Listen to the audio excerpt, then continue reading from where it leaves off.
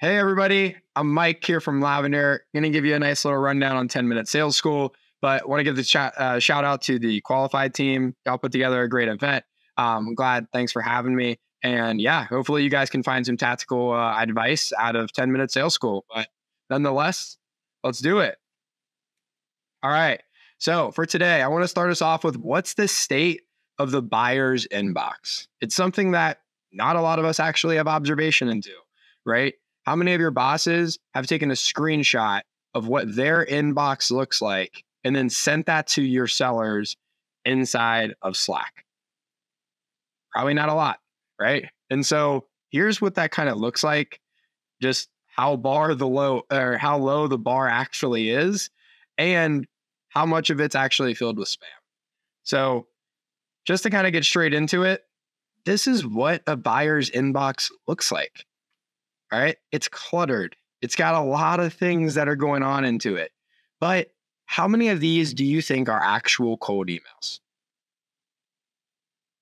Now, if you were able to say all of these within 4 to 5 seconds, you're the average buyer. How many of your sales teams know that? How many of your sales teams know that the average buyer only spends 0 to 3 seconds deleting or deciding if they're going to open an email?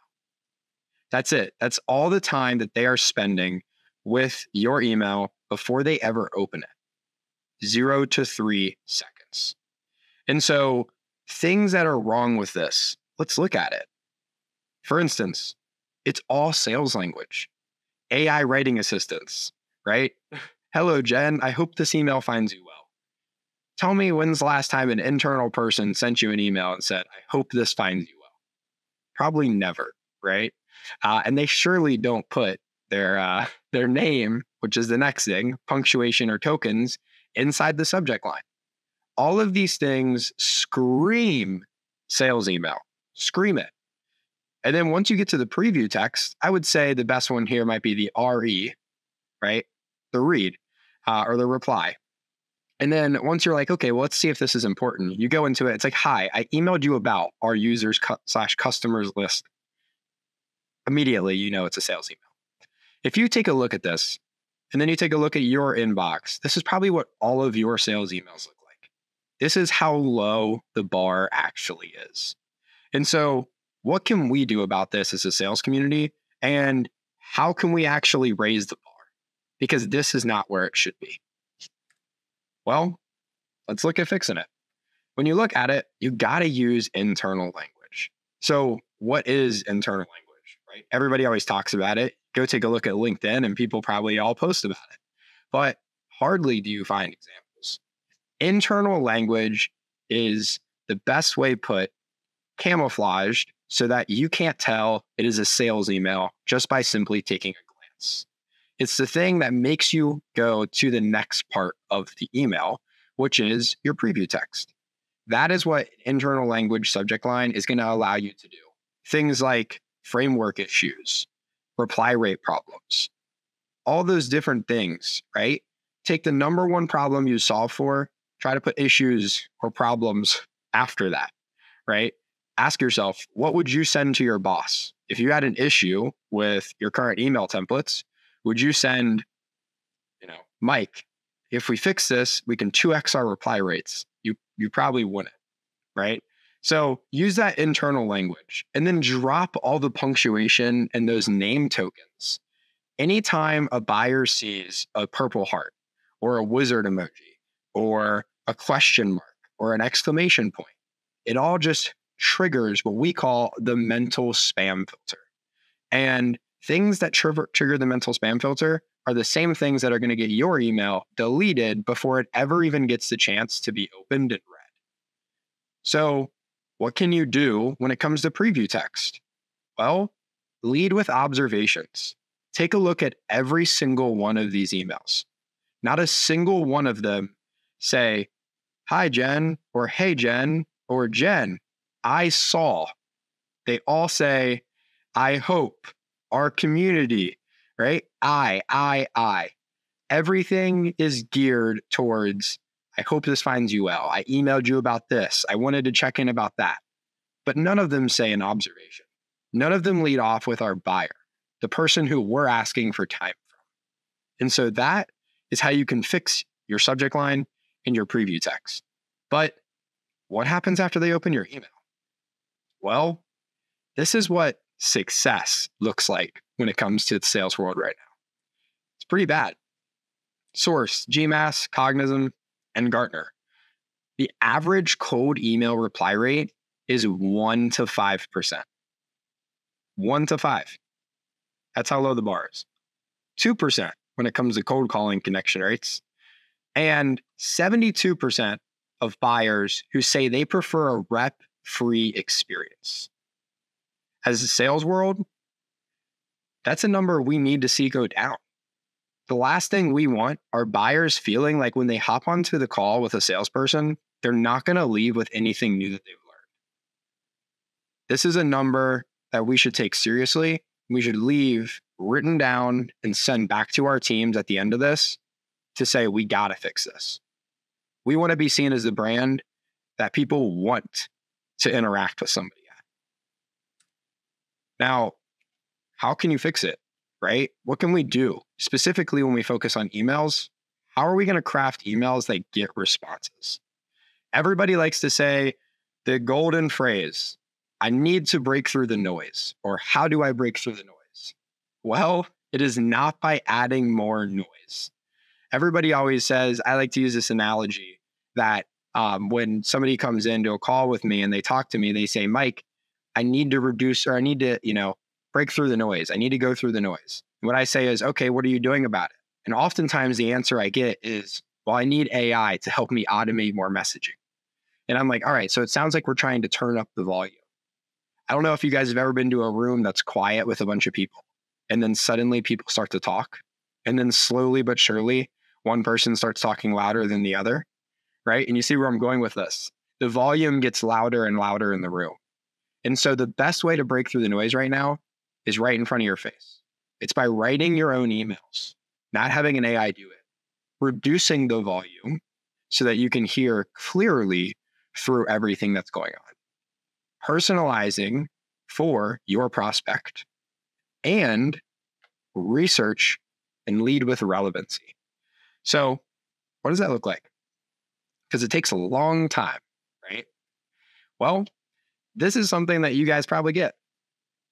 And I would ask yourself, if this is an email that your sales team is sending, is that the answer? Would you reply to this? Probably not. So we don't want to set that bar there, right? We want to set this bar in a better way. So let's go through and break down why this email probably isn't going to get replied to. Well, first, we've got a really long subject line. Now, it's personalized because this person was the two-time NCAA swimming national champion, which is awesome. But that's not a reason why they're going to reply, right? And so this is leading with personalization, but not so much relevancy.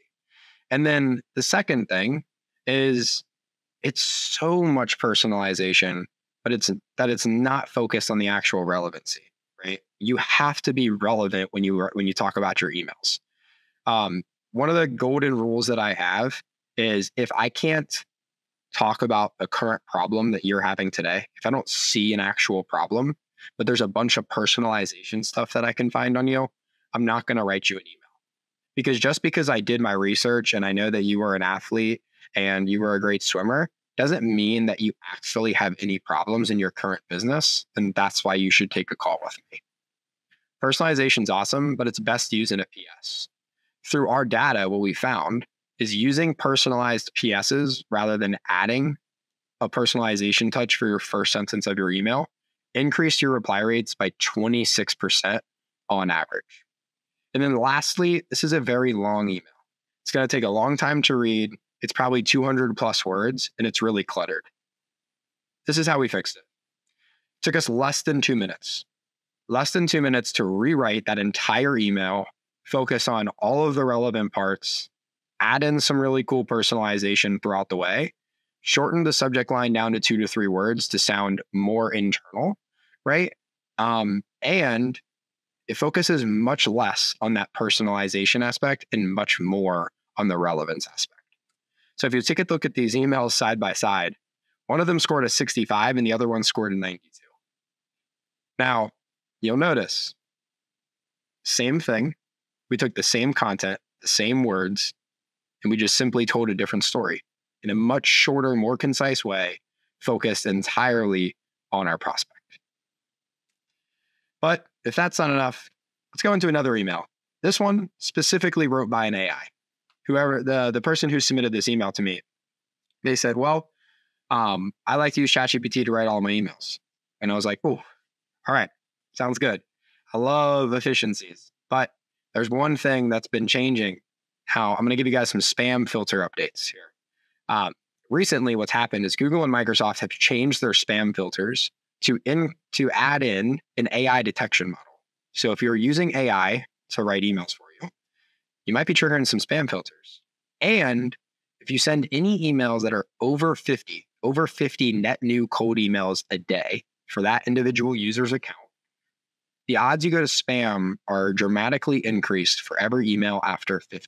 So be careful when we talk about some volume plays. It's probably why some of you might have seen a decrease in your deliverability and your ops created starting back in the middle of February. But for this example, you can see a lot more black kind of like highlight, right? It's because there was a lot of talking all about me. It was all about me in this email, right? It was clearly AI written. I mean, outside of us telling us that it was wrote by an AI, you can kind of tell that it was, right? Things like, I'm not going to pull the wool over your eyes, or front and center, this is a sales email, right? Things that are just going to get deleted right away. Some of you might even have laughed when you read it. But there's one other thing that this does that a lot of sellers do. It is they use length and bullet points. And what I mean by that is rather than talking about one problem at a time, they put in all the 4 things that make their company special. And the issue with that is you lose your prospect. And so what you need to do is just simply write the email yourself, talk all about your prospect rather than yourself, and make it skimmable. Just focus on one thing. That's all you have to do.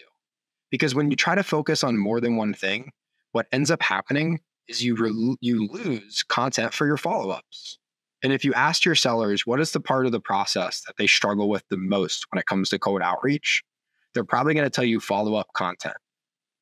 Now, all my marketers that are out there, they're probably like, how you struggle with follow-up content? We push you everything, right? We've got a bunch of content on the website.